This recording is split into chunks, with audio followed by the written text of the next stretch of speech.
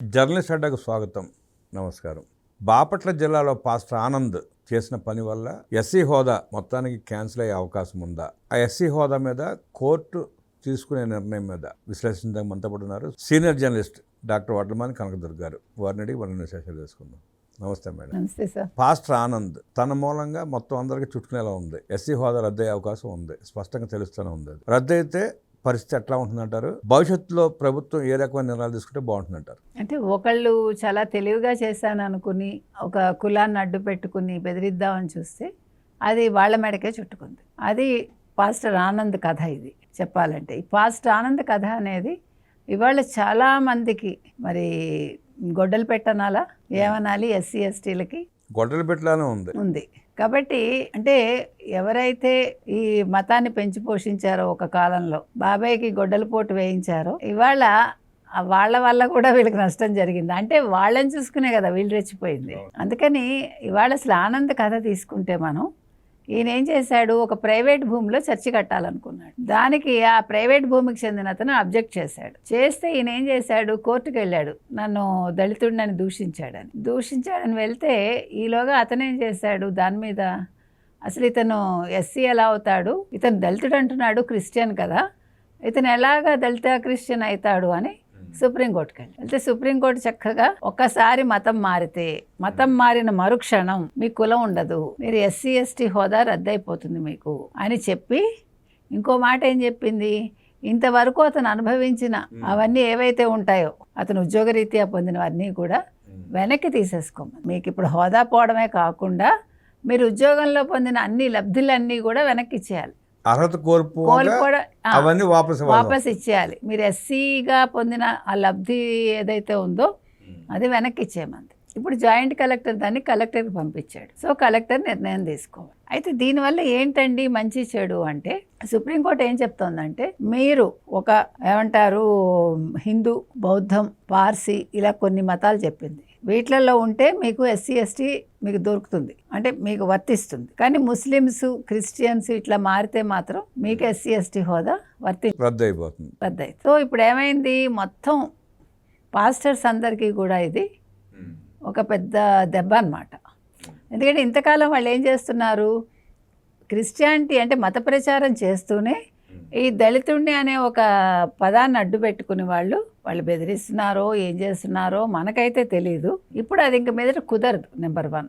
Number 2, court ఏం చెప్పిందంటే ఎవరైతే నష్టపోతున్నారో ఎస్సీ హోదా పొందట్లేదో ఇప్పుడు వాళ్ళకి వెసులుబాటు అవుతుంది. ఇప్పుడు వీళ్ళందరూ వచ్చేసారనుకోండి బయటికి, ఇవాళ క్రిస్టియన్స్ ఏకంగా ఎంత % ఉన్నారుగా, ఆ క్రిస్టియన్స్లో ఎస్సీలే ఎక్కువ ఉన్నారుగా, ఎస్సీ ఎస్టీలు. ఇప్పుడు ఇది మొత్తం భారతదేశం అంతా వర్తిస్తుంది, ఒక ఆంధ్రప్రదేశ్కి కాదు. అంటే ఇప్పుడు ఇది ఆనంద్ కేసు అనేది ఇవాళ ఒక ఏమనాలి, ఒక ఎగ్జాంపుల్ అనాలో లేదు, ఇంకా మీదట ప్రతి వాళ్ళు దీన్ని కేసుకి ఇది కింద తీసుకోవటానికి పనికొస్తుంది అనమాట. అంటే ఆనంద్ కేసుని అందరూ మెన్షన్ చేస్తారు. ఇప్పుడు ఈ లెక్కన మీరు చూసుకుంటే కనుక అయితే ఇవాళ ఆంధ్రప్రదేశ్లో చేయాల్సిన పని ఏంటంటే, ఎవరైతే ఇప్పుడు దళిత క్రిస్టియన్స్ ఉన్నారో వాళ్ళందరూ దళితులు కాదు కాబట్టి వాళ్ళకి ఆ ఎస్సీ ఎస్టీ హోదా తీసేసి వాళ్ళకు వస్తున్న బెనిఫిట్స్ అన్నీ వెనక్కి తీసేసుకుని వాళ్ళకి ఆ ఉద్యోగం కూడా ఉంటుందో లేదో మనకు తెలియదు. మీరు పోస్టులు కనుక ఇస్తే ఇంకా మీద మీరు దళిత అనేది తీసేసి ఓన్లీ క్రిస్టియన్గా అతనికి మీరు ఇస్తే ఇచ్చుకోండి. ఇప్పుడు ఇది ఎంపీలు, ఎమ్మెల్యేలు అందరికీ కూడా వర్తిస్తుంది. సో ఇది చాలా పెద్ద విషయం అండి. ఇది అలా ఎలా కుదురుతుంది, మాకు బై బర్త్ కులం ఉంది కదా అంటే అది సుప్రీంకోర్టుని మీరు అడగండి. అది రాజ్యాంగం ప్రకారమే చెప్పారు, రాజ్యాంగంలో ఉండే నిబంధనల ప్రకారమే వాళ్ళు చెప్పారు తప్ప ఇది వ్యక్తిగత ఇది ఉండదండి. సో మొత్తానికి ఇవాళ పాస్టర్ ఆనంద్ అనే అతను చేసిన పనికి ఇవాళ మొత్తం ఎస్సీ ఎస్టీలందరికీ కూడా ఇది వర్తిస్తుంది. ఒక రకంగా ఇది మంచిదే, ఎందుకంటే ఇప్పుడు అతను దళితుడు కానప్పుడు దళితుడిని చెప్పుకొని ఎస్సీ ఎస్టీ అట్రాసిటీ కేసు పెడతామంటే కుదరదు అనమాట. కొంచెం ప్రజలు ఊపిరి పీల్చుకుంటారు. అంటే దీనివల్ల నిజమైన దళితులకి న్యాయం జరుగుతుంది. అదే ఇప్పుడు సుప్రీంకోర్టు చెప్పింది, అసలైన దళితులకి న్యాయం జరగట్లేదు, మీలాంటి వాళ్ళు వచ్చి ఆ సీట్లు ఆక్యుపై చేస్తున్నారు అనేది చెప్పింది. కాబట్టి ఇవాళ పాస్టర్ ఆనంద్ కేసు అనేది చాలా ప్రాముఖ్యత వహించిందండి. సో ఇప్పుడు మరి దీని మీద ఫర్దర్గా ఏం జరుగుతుంది అనేది వేచి చూడాలి. దీని మీద మాజీ ఐఏఎస్లు కూడా మీరు ఎట్లా తీసేస్తారు, దళితుడు క్రిస్టియన్ కులం మారిపోద్దా, రాజ్యాంగంలో హక్కులు లేవా అంటూ మాట్లాడుతున్నారు. రాజ్యాంగం ప్రకారమే చెప్పారు వాళ్ళు. ఇప్పుడు ఎవరు ఎన్ని చెప్పినా మళ్ళీ కోర్టుకు వెళ్ళమనండి, కోర్టు తీర్పు అదే వస్తుంది. మళ్ళీ వాళ్ళు ఏమి చేయడానికి ఉండదు. కాబట్టి దీని మీద ఫర్దర్గా ఎవరేమన్నా కూడా వాళ్ళు కోర్టుకు వెళ్ళి తేల్చుకోవటమే. కాబట్టి దీని మీద ప్రభుత్వాలు కూడా దృష్టి పెట్టాలి. ఇప్పుడు ఒకటండి, ఇప్పుడు ఓటు కాదు ఇక్కడ ఎస్సీ ఎస్టీ హక్కుల పరిరక్షణ కింద ఎవరైతే క్రిస్టియన్స్గా మారారో వాళ్ళు దళితులు కాదు అని కూడా గుర్తించాల్సిన బాధ్యత కూడా ప్రభుత్వం మీద ఉంది. మన రఘురామకృష్ణరాజు కూడా అదే అడిగారు. కాబట్టి దీని మీద ప్రభుత్వాలు కూడా దృష్టి సారించాలి. వాళ్ళు భయపడకూడదు, మాకు ఓట్లు ఉండవేమో. ఓట్లు ఉంటాయి, ఎందుకంటే ఇంకో ప్రభుత్వం వచ్చినా వాళ్ళు దళితులు కారు. అందుకని ఇక్కడ ఎవరికి వచ్చే నష్టం ఏమీ లేదు. కనీసం ఎస్సీ ఎస్టీలు, నిజమైన ఎస్సీ ఎస్టీలకి న్యాయం జరుగుతుంది. వాస్తవంగా ఇప్పటికి వాళ్ళే అన్యాయం అవుతున్నారు అన్ని రకాలుగా.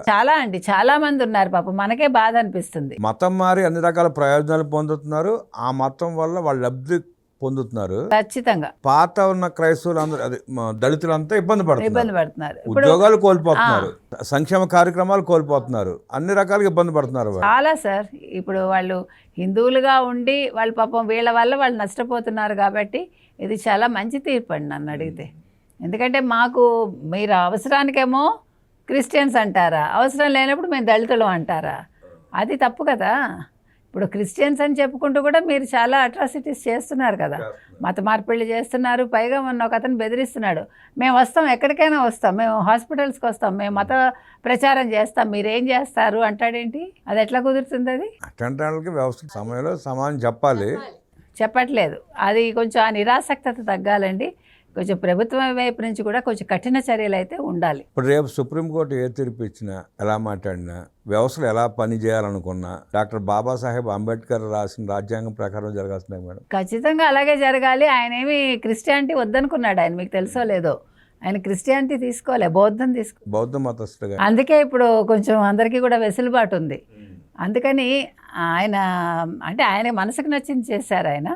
కాబట్టి బాబాసాహెబ్ అంబేద్కర్ చెప్పిన విధంగానే ఈ తీర్పులు ఉంటాయి తప్ప ఇప్పుడు వీళ్ళు చెప్పినట్టుగా క్రిస్టియన్స్ చెప్పినట్టుగా అయితే ఉండవు. మాజీ ఐపీఎస్లో చెప్పినట్టు తీర్పులు ఉండవని డాక్టర్ బాబాసాహెబ్ అంబేద్కర్ రాసిన రాజ్యాంగం ప్రకారమే ఎవరైనా తీర్పు ఇస్తారంటూ విశ్లేషించిన వడ్లమాన్ గారికి ధన్యవాదాలు తెలియజేస్తూ నమస్కారం. నమస్తే సార్.